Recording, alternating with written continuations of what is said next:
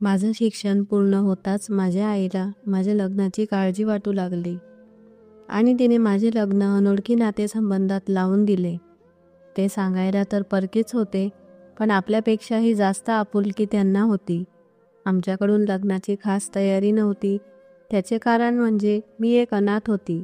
सांगायला तर मला 2 भाऊ होते, पण त्यांची कमाई तेवढीच होती की ते फक्त आपल्या मुलाबाळांचे पोट भरू शकतील.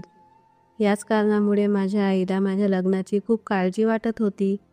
ती मला नेहमी सांगायची की जितक्या लवकर तुझे लग्न होईल तेवढेच माझ्यासाठी योग्य आहे. अजून तर मी जिवंत आहे, पण मी गेल्यानंतर तुझे काय होणार? आमच्याकडून लग्नाची पूर्ण तयारी एकदम साध्या पद्धतीने झाली, पण त्यांच्याकडून माझ्या लग्नाची तयारी खूप धूमधडाक्यात झाली. माझी सासू मला मेहंदीचे कपडे आणि दागिनेसुद्धा घेऊन आली. ज्या दिवशी मला हे सगळे मिळाले त्याच दिवशी पहिल्यांदा विजयने मला फोन केला आणि माझी विचारपूस करू लागला. माझी चॉईस तुला कशी वाटली हे विचारू लागला. पहिल्यांदा बोलत असल्याकारणाने मला लाजिरवाणे वाटत होते. आम्ही पहिल्यांदा बोलत होतो, पण असे वाटत होते की आम्ही खूप आधीपासून एकमेकांना ओळखतो. लग्नाच्या एका आठवड्यापर्यंत आम्ही सलग एकमेकांशी रोज फोनवर गप्पा मारत होतो. लग्नाच्या सर्व विधी व्यवस्थितपणे पार पडल्या. विजय जेव्हा वरात घेऊन लग्नासाठी आला, माझ्या मैत्रिणी त्याला बघून आश्चर्यचकित झाल्या, कारण तो खूप देखणा होता. त्याला पाहून त्या म्हणाल्या की तुझ्यासारखे नशीबवान दुसरं कोणीच नाही, कारण तुला एवढा सुंदर वर मिळाला आहे.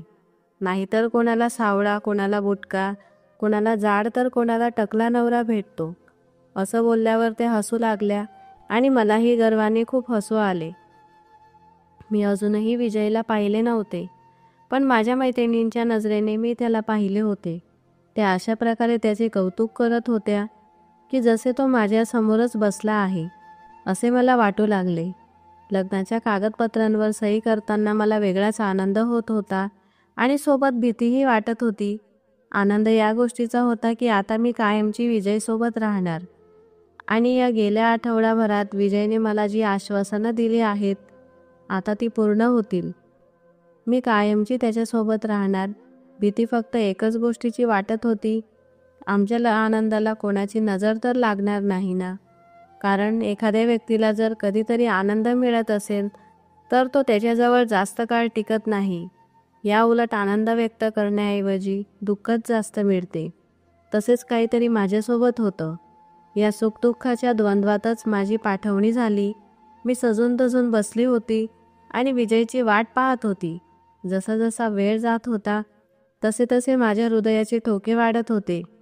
विजयसोबतच त्याच्या मोठ्या भावाचेही लग्न झाले होते. एकाच वेळी दोन्ही वधू या घरात आल्या होत्या. त्याच्या घरच्या लोकांनी लग्नात त्यांची प्रत्येक इच्छा पूर्ण केली, कारण विजय आणि त्याचा भाऊ यांचे घरातले शेवटचे लग्न होते. त्याआधी माझ्या सासू सासऱ्यांनी त्यांचा 1 मुलगा आणि 2 मुलींचे लग्न केलेले होते. थोड्याच वेळात मला विजयच्या पावलांची चाहूल लागली आणि तो माझ्या खोलीत आला. जसेही मी त्याला पाहण्यासाठी नजर वर केली त्या क्षणी मला माझ्या मैत्रिणींची आठवण झाली, कारण त्याचे जसे वर्णन त्यांनी केले होते तो हुबेहूब तसाच देखणा होता. आज मी त्याला पहिल्यांदा पाहिले होते. तो त्याच्या इतर भाऊ बहिणींपेक्षा खूपच वेगळा होता. तो एखाद्या राजासारखा दिसत होता. पण म्हणतात ना, ज्या गोष्टी माणसाच्या नशिबात नसतात त्या नेहमीच सुंदर आणि चमकदार असतात. दुसऱ्या दिवशी सगळ्या विधी पार पडल्या. विजय खूप चांगला होता. त्याने मला भेट म्हणून सोन्याची अंगठी दिली. तेव्हाच मी माझ्या जावेला पाहिले. ती मला जरा हुशारच वाटली, कारण ती वेगळ्याच नजरेने मला बघत होती. ती सुद्धा माझ्यासारखी त्या घरात नवी नवरी होती, पण तिची नजर खूप वेगळी होती. ती मला डोक्याच्या केसांपासून तर पायांच्या नखांपर्यंत निरखून पाहत होती. कदाचित ती आमच्या दोघांमध्ये तुलना करत असेल. देव जाणे ती काय करत होती. माझ्या सासूने आम्हा दोघींना नववधूंचे कपडे सारखेच बनवले होते, कारण दोघांपैकी कोणालाही वाईट वाटू नये. फक्त रंगांचा फरक होता. आम्ही दोघे खूप खुश होतो. मला तर माझ्या नशिबावर विश्वासच बसत नव्हता. माझी आई मला खुश पाहून खूप खुश होती. तिला असे वाटत होते की ज्या ठिकाणी आम्ही आमच्या मुलीला दिले आहे तिथे ती खूप सुखी आहे. पण काही दिवसातच आमच्या सुखी संसाराला कोणाची तरी नजर लागली. लग्न होऊन आठवडाच उलटला होता की एके दिवशी बोलता बोलता विजय अचानक बेशुद्ध पडला. मी जोरात ओरडले, कारण तो माझ्याजवळ बसून माझ्याशी गप्पा मारत होता. माझ्या ओरडण्याने घरातील सर्व लोक आमच्या रूममध्ये पळत आले आणि त्याला बेशुद्ध पडलेले पाहून सगळे रडू लागले. माझा सासरा आणि माझ्या दिराने विजयला उचलले आणि त्याला शुद्धीवर आणण्याचा प्रयत्न ते करत होते. कोणी त्याच्या तोंडावर पाणी मारत होते, तर कोणी त्याच्या पायाचे तळवे घासत होते, पण तरीही विजयला शुद्ध येत नव्हती. त्यांनी तात्काळ त्याला बाईकवर बसवले आणि डॉक्टरांकडे नेले. आम्ही शहरात राहत असल्याकारणाने ते तात्काळ डॉक्टरांकडे पोहोचले. आम्ही सर्वजण घरी होतो. आम्हाला विजयची खूप काळजी वाटत होती. अर्ध्या तासानंतर माझ्या दिराने फोन केला की विजय आता शुद्धीवर आला आहे. हे ऐकून जणू काही माझ्या शरीरात प्राणच आले. थोड्याच वेळात ते विजयला घेऊन घरी आले. तो घरात येताच माझी सासू पुढे जाऊन त्याच्या गळ्यात पडली आणि जोरजोरात रडू लागली आणि म्हणाली की माझ्या मुलाला कोणाची तरी नजर लागली आहे. आणि मी दारात उभी राहून विजयकडे पाहून रडत होती. आमचे नवीनच लग्न झाले होते आणि त्यातच नवे नवे प्रेम, त्यामुळे आमचे नाते अधिकच घट्ट झाले होते. लग्नानंतर एका स्त्रीचा तिचा नवराच सर्व काही असतो. त्याच्या दमावरच तिच्या आयुष्यातील सर्व आनंद असतो. जेव्हा विजयने माझ्याकडे पाहिले तेव्हा तो म्हणाला की वेडी, तू का रडत आहेस? अजून मी जिवंत आहे. हे ऐकून मी धावतच त्याच्याकडे गेले आणि त्याला आलिंगन घातले. मला असे वाटू लागले होते की त्याला माझ्यापासून कोणीतरी दूर करण्याचा प्रयत्न करत आहे. रात्री औषध घेतल्यामुळे विजय लवकर झोपला, पण मला रात्रभर झोप आली नाही. पुन्हा पुन्हा उठून मी त्याच्याकडे पाहत होती. तो व्यवस्थित आहे की नाही हे तपासत होती. सकाळ होताच मी विजयला उठवण्याचा प्रयत्न केला, कारण माझी अजिबात इच्छा नव्हती की त्याने जास्त वेळ झोपून राहावे. मला त्याच्याशी खूप काही बोलायचे होते. का कोण जाणे, मला असे का वाटत होते की माझ्याकडे खूप वेळ कमी आहे. त्याच्यासोबत घालवलेला वेळ खूप लवकर जात होता. माझ्या उठवण्याने तो जागी झाला आणि मला म्हणाला की मी अजून जिवंत आहे. तो असे बोलताच मी त्याच्या तोंडावर हात ठेवला आणि त्याला म्हणाली की तुला माझी शपथ आहे, तू पुन्हा अशी थट्टा करू नको. माझं तुझ्यावर जीवापाड प्रेम आहे. तुला जर काही झाले तर मी मरून जाईल. त्यावर तो म्हणाला की असं बोलायचं नाही. तू का मरशील? तू तर माझी साधी सरळ प्रेमळ बायको आहे. त्या दिवशी मी विजयपासून जराही वेगळी झाली नाही. देव जाणे माझ्या मनात खूप भीती बसली होती. रात्री झोपण्याआधी त्याचे डोकं दुखत होतं. त्यावर मी त्याला विचारले की हा त्रास तुला आधी पण होत होता का? परवा रात्री तुम्ही अचानक बेशुद्ध पडले. त्यावर त्याने मला एकच उत्तर दिले की असा त्रास मला यापूर्वी कधीही झालेला नाही. असे म्हणतच त्याच्या डोकेदुखीचा त्रास अधिकच वाढला आणि तो मला म्हणाला की माझे डोके दाबून दे आणि माझं ब्लड प्रेशरही चेक कर. असे म्हणत त्याने डोळे मिटले आणि तो पुन्हा बेशुद्ध पडला. विजयला पुन्हा बेशुद्ध पाहून मी माझे भान हरपली होती आणि रडत रडत रूमच्या बाहेर येऊन जोरजोरात ओरडत होती. माझ्या सासूला आवाज देत होती आणि म्हणत होती की विजयला पुन्हा काहीतरी झाले आहे. माझा आवाज ऐकून घरातले सगळे लोक गोळा झाले आणि यावेळी ते विजयला मोठ्या हॉस्पिटलला घेऊन गेले. मी खूप विनवण्या केल्या की मलाही सोबत हॉस्पिटलला यायचे आहे, पण माझे कोणीही ऐकले नाही. माझी सासू मला म्हणाली की रात्रीची वेळ आहे आणि ही माणसांची कामं आहेत. एवढ्या रात्री तुला कुठे नेतील ते? त्या दिवशी माझी सासू मला खूप रागात बोलली होती. आधीच मी विजयला पाहून पूर्ण हतबल झाली होती. मी रडत रडत माझ्या रूममध्ये परत आली. मी माझ्या आईला विजयच्या तब्येतीविषयी काहीही सांगितले नव्हते. ती बिचारी आधीच दुःखात होती. ती मला नेहमीच म्हणायची की देव करो तुझे नशीब माझ्यासारखे फुटके निघू नये, कारण ती तरुणपणातच विधवा झाली होती. पुन्हा थोड्या वेळात माझ्या धीराचा फोन आला आणि ते म्हणाले की तो आता शुद्धीवर आला आहे. पण यावेळी डॉक्टरने विजयला काही टेस्ट करायला सांगितल्या आणि त्या लवकरात लवकर करायला सांगितल्या आहेत, म्हणून आम्हाला यायला उशीर होईल. हे ऐकताच माझे ठोके वाढले. मला त्याची खूप काळजी वाटू लागली. त्यातच मी आईला फोन केला आणि त्याच्या तब्येतीविषयी तिला कळवावे हे मला योग्य वाटले. कारण माझ्या सासरच्या लोकांना असा गैरसमज होऊ नये की विजयची एवढी तब्येत खराब असल्यावरही त्याची कोणी विचारपूसही केली नाही. मी आईला हे सांगताच आई रडू लागली आणि म्हणाली की तुझं नशीब माझ्यासारखं नको व्हायला. रात्री 11 वाजता माझे सासरे आणि माझा दीर त्याला घेऊन घरी आले, पण ते खूप निराश दिसत होते. जेव्हा मी त्यांना रिपोर्टबद्दल विचारणा केली तेव्हा ते म्हणाले की रिपोर्ट 2-3 दिवसात येणार आहे, पण त्याच्या तब्येतीची काळजी घेणे अत्यंत गरजेचे आहे. हे ऐकून माझी जाऊ माझ्या सासूला म्हणाली की काही लोक घरात खूप अपशकुनी असतात, त्यांच्यामुळे इतरांच्या आनंदातही अडथळे येतात. कदाचित तिचं मन खूप जळत असेल, कारण तीही नववधू होती आणि नववधूची खूप सारी स्वप्न असतात. पण नशिबात जे असतं ते अटळ असतं, त्याला कोणीही बदलू शकणार नाही. दुसऱ्याच दिवशी माझी आई आली. बोलता बोलताच माझी सासू माझ्या आईला म्हणाली की ही अपशकुनी आहे. माझी आई रडत रडत तिच्या घरी परतली. ते 2 दिवस मी खूप त्रासात काढले. मी देवाला एकच प्रार्थना करत होती की विजयचे सगळे रिपोर्ट नॉर्मल निघावेत. रिपोर्ट येताच पूर्ण कुटुंबावर जणू काही आभाळच कोसळले, कारण विजयला ब्रेन ट्यूमर निघाला होता. रिपोर्ट वाचल्यावर मी स्वतःला विजयच्या या परिस्थितीबद्दल जबाबदार ठरवायला लागली, कारण लग्नाआधी तो एकदम व्यवस्थित होता. विजयला ब्रेन ट्यूमर झाला आणि तोही 3ऱ्या स्टेजवर होता. त्याची तब्येत दिवसेंदिवस बिघडत होती. त्याचे कुटुंबीय त्याला मोठमोठ्या हॉस्पिटलमध्ये नेत होते, पण प्रत्येक ठिकाणाहून ते निराशेने परत येत होते. पण एका डॉक्टरने थोडीशी आशा दाखवली आणि तो म्हणाला की ऑपरेशन करून त्याचा ट्यूमर काढता येईल, पण त्याचा परिणाम कदाचित त्याच्या डोळ्यांवर होईल. एकतर तो आंधळा होईल, नाहीतर तो कोमात जाईल, नाहीतर शरीराच्या कुठल्याही एका भागावर त्याचा विपरीत परिणाम होऊ शकतो. कारण सांगण्याचा अर्थ असा होता की विजयचे ऑपरेशन खूप नाजूक आणि मोठे होते, पण ऑपरेशन करण्याव्यतिरिक्त आमच्याकडे कुठलाच पर्यायही नव्हता. असेच डॉक्टरकडे येऊन जाऊन 2 महिने निघून गेले. ज्या दिवशी विजयचे ऑपरेशन होते त्या दिवशी माझी तब्येत खूप खराब वाटत होती. मला काहीही चांगले वाटत नव्हते. आधी मला असे वाटत होते की कदाचित मला टेन्शन घेतल्यामुळे होत असेल, पण त्यानंतर मला उलट्याही होऊ लागल्या आणि मला थोडी शंका वाटली की कदाचित मला दिवस गेलेत. पण मी डॉक्टरकडेही जाऊ शकत नव्हती आणि कोणाला सांगूही शकत नव्हती, म्हणून मी गप्प राहिले.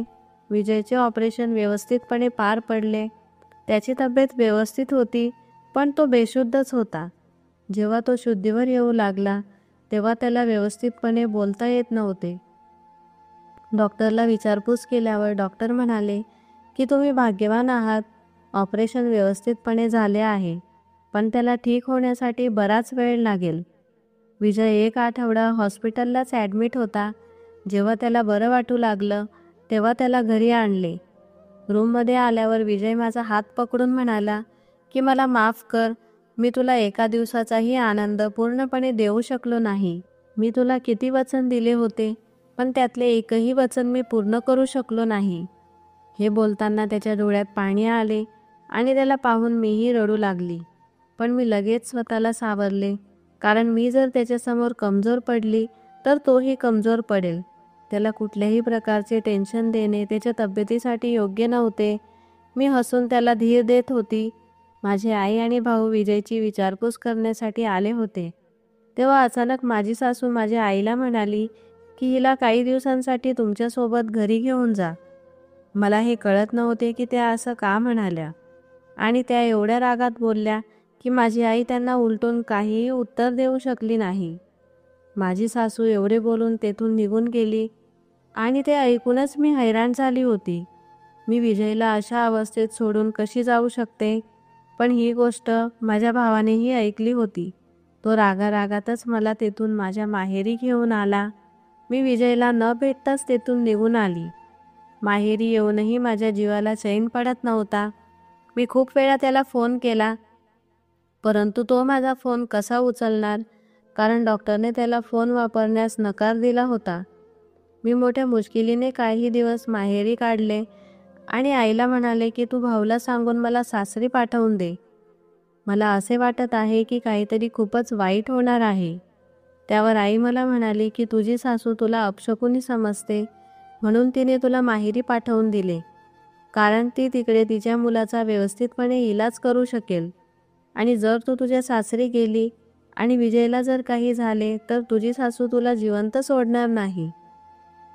सगळेच माझ्या विरुद्ध झाले होते, माझी आईसुद्धा. मग मी माझ्या सासऱ्यांना फोन केला. त्यांनी माझे पहिले 2 फोन उचलले नाही आणि तिसरा फोन उचलला व मला म्हणाले की आता तुला काय हवं आहे, विजय आता नाही राहिला.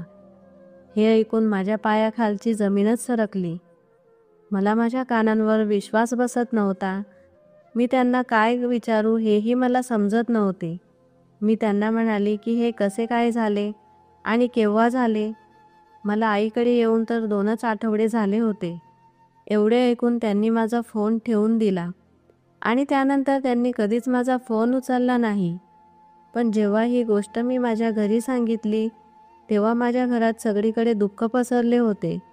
ते असे दुःख होते की ते सगळेच मला अपशकुनी समजत होते. मी कसे तरी माझ्या आईला तयार केले आणि माझ्या सासरी पोहोचले. परंतु या गोष्टीला माझ्या भावाचा पूर्णपणे विरोध होता. तो खूप नाराज होता, कारण त्याचे म्हणणे होते की त्यांनी एवढी मोठी गोष्ट आपल्याला सांगणे महत्त्वाचे समजले नाही आणि आता तू तेथे कशासाठी जात आहे. जेव्हा मी माझ्या सासरी पोहोचले तेव्हा त्या घराला कुलूप होते आणि मी तेथे नवीनच असल्यामुळे माझी कोणाशीही ओळख नव्हती. माझ्या आईने शेजारी एकाला विचारले तेव्हा तो म्हणाला की ती लोक हे घर सोडून गेली आहेत आणि विजयबद्दल विचारपूस केली तर ते म्हणाले की आम्हाला त्याच्याविषयी काहीही माहीत नाही. जेव्हा आईने दुसऱ्या शेजाऱ्याला विचारले तेव्हा तो म्हणाला की आम्ही तर 1 आठवड्यापूर्वीच येथे नवीन राहायला आलो आहोत. ना आम्हाला विजयच्या विषयी माहीत आहे ना त्याच्या कुटुंबियांविषयी. हे ऐकून माझी आई मला रागात घरी घेऊन आली आणि मला म्हणाली की त्या लोकांना तुझ्यापासून दुरावा पाहिजे होता, तो त्यांनी केला आहे. आता तू गप्प या घरात बस आणि देवाची प्रार्थना कर. दिवसेंदिवस माझी तब्येत बिघडत होती. मला पाहून माझी वहिनी म्हणाली तुला दिवस तर नाही ना. त्यावर माझी दुसरी वहिनी मला म्हणाली की अरे देवा, एकतर आधीच आमच्यावर एक जबाबदारी होती, आता दुसरीही आम्हाला सांभाळावी लागणार की काय. हे ऐकून माझी आई एका नर्सला घरी घेऊन आली आणि ती नर्स म्हणाली की आनंदाची बातमी आहे, तू आई होणार आहेस. हे ऐकून मला अजिबात आनंद झाला नव्हता, कारण आता विजय या जगात नव्हता. या जगात येण्याआधीच सगळे माझ्या मुलाला ओझं समजत होते. हळूहळू तो दिवसही आला की ज्या दिवशी मी एका मुलाला जन्म दिला. माझा मुलगा दिसायला बिलकुल विजयसारखा होता. मुलाला मांडीवर घेऊन मी रडू लागले. विजयच्या आठवणीच तरी किती होत्या माझ्याजवळ. काही दिवसानंतर माझे भाऊ माझ्या आईला म्हणाले की तिचे दुसरीकडे लग्न लावून देऊ, पण मी या गोष्टीसाठी तयार नव्हते, कारण मी विजयला माझ्या डोळ्यांनी मरताना पाहिलेच नव्हते. मला आशा होती की तो जिवंत असेल, पण एक विचार असाही येत होता की जर तो जिवंत असता तर त्याने मला एकदा तरी फोन केला असता. मी माझा फोन नंबरही बदलला नव्हता. माझ्या आईनेही लग्नासाठी माझ्यावर खूप दबाव टाकला. ती म्हणाली की माझ्याही आयुष्याचा काही भरोसा नाही. त्यावर मी तिला म्हणाले की आई, मी कुठेतरी शाळेत नोकरी करेन आणि माझ्या मुलाचे पालनपोषण करेन. त्याच्यासाठी मी माझं आयुष्य व्यतीत करेन. मी हळूहळू शाळेत नोकरी करू लागले. माझ्या मुलालाही मी सोबत घेऊन जाऊ लागले, कारण घरात त्याला सांभाळण्यासाठी कोणीही तयार नव्हते. दिवसाआड दिवस जात होते. त्यातच माझ्या मोठ्या भावाची बदली दुसऱ्या शहरात झाली आणि तो मला म्हणाला की तूही आमच्यासोबत चल, आणि मीही त्याच्यासोबत जाण्यासाठी तयार झाले, कारण माझा लहान भाऊ मला जराही विचारत नव्हता. माझी आई त्या जुन्या घरातच राहत होती, पण मी माझ्या भावासोबत दुसऱ्या शहरात येऊन राहू लागले. मी प्रायव्हेट शाळेत नोकरी करत होती, परंतु आता मी ज्या शहरात आले होते तेथील लोक खूप चांगली होती. जुन्या शहरात माझ्या फक्त दुःखदायक आठवणी होत्या. म्हणूनच की काय, नव्या शहरात येऊन मला छान वाटत होते आणि मला शिकवण्याचाही अनुभव होता. घराजवळच एक शाळा होती, तेथे मी नोकरी करू लागले. शाळेतल्या शिक्षिका खूप चांगल्या होत्या. आता माझा मुलगाही बराच मोठा झाला होता माझा मुलगा 4थ्या इयत्तेत शिकत होता आणि त्या शिक्षिकाही माझ्या मुलाला खूप जीव लावत होत्या. जेव्हा त्यांना माझ्या भूतकाळाविषयी माहीत झाले, त्यानंतर त्यांना माझ्याविषयी जास्तच आपुलकी वाटू लागली. पूर्ण दिवस माझा शाळेत शिकवण्यात जात होता आणि घरी आल्यावर मी ट्युशन घेत असे. पण असा एकही दिवस गेला नाही की ज्या दिवशी मी विजयची आठवण काढली नसेल. जेव्हाही माझा मुलगा मला त्याच्या वडिलांविषयी विचारत असे, तेव्हा मी त्याला हेच म्हणत असे की तुझे वडील परदेशात गेले आहेत. आणि जेव्हाही त्याचा वाढदिवस येत असे, तेव्हा मी त्याच्या वडिलांच्या नावाने त्याला एक भेटवस्तू देत होते व त्याला सांगत होते की तुझ्या वडिलांनी तुला परदेशातून ही भेटवस्तू पाठवली आहे. परंतु आता तो मोठा झाला होता. त्याला त्याच्या वडिलांची कमतरता नेहमी भासत होती. आता त्या शाळेत नोकरी करता करता मला 5 वर्षे पूर्ण झाली होती आणि माझा मुलगाही बराच मोठा झाला होता. शाळेतील शिक्षिका मला नेहमी सल्ला द्यायच्या की तू दुसरं लग्न कर. पण मी त्यांना एकच उत्तर द्यायचे की मला अजूनही अशी आशा आहे की विजय जिवंत आहे. एके दिवशी मला त्या शिक्षिकेने ऑफिसमध्ये बोलावले आणि माझ्या हातात लग्नपत्रिका देऊन मला म्हणाली की माझ्या मुलीचे लग्न आहे, तू लग्नाला नक्की ये. माझे त्यांच्याशी चांगले नातेसंबंध असल्यामुळे मी त्यांना नकार देऊ शकली नाही. लग्नाला 1 आठवडा होता. लग्नाच्या दिवशी जेव्हा मी लग्न समारंभात गेले, तेथे मी अशा व्यक्तीला पाहिले की ज्याची मी खूप वर्षापासून वाट पाहत होते. मला माझ्या डोळ्यांवर विश्वास बसत नव्हता. विजय माझ्यासमोर उभा होता. पण अचानक जेव्हा त्याची नजर माझ्यावर पडली, तेव्हा तो नाराज झाला. त्याला पाहून मला आश्चर्याचा धक्काच बसला होता. माझा श्वासही बंद होऊ लागला होता. आज माझे मन जिंकले होते, कारण माझे मनच मला सांगत होते की विजय जिवंत आहे आणि तो कधी ना कधी मला भेटणारच आहे. आणि आज तो दिवस उगवला होता. मी लग्नाच्या सर्व विधी संपण्याची वाट पाहत होती.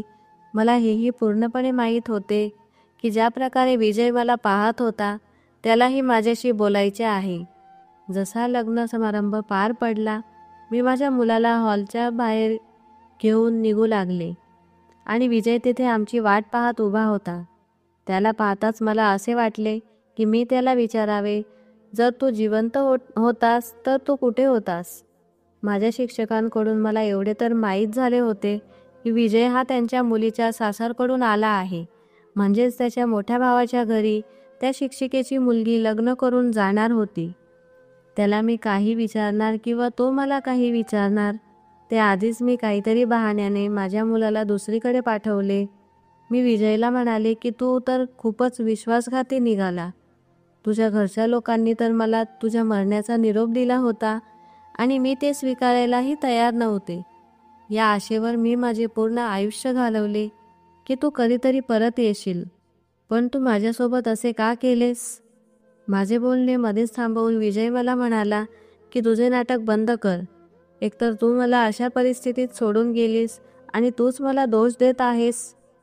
तू गेल्यानंतर माझ्या घरच्यांनी मला सांगितले होते की तू अशा परिस्थितीत माझ्यासोबत राहायला तयार नाहीस. तू असं म्हणाली होतीस की अशा व्यक्तीसोबत राहून काय करणार की ज्याचा काहीही भरोसा नाही. तो आज आहे तर उद्या नाही.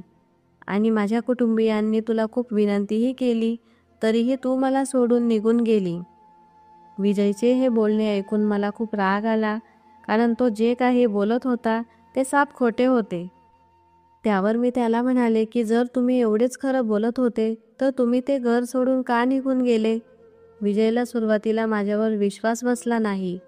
तो म्हणाला की हो, आम्ही ते घर सोडून गेलो होतो कारण एका महाराजने आम्हाला सांगितले होते की ते घर सोडल्यावरच माझी तब्येत व्यवस्थित होईल आणि माझ्या मोठ्या भावाचे ट्रान्सफर झाले होते, म्हणून आम्ही ते घर सोडून आलो.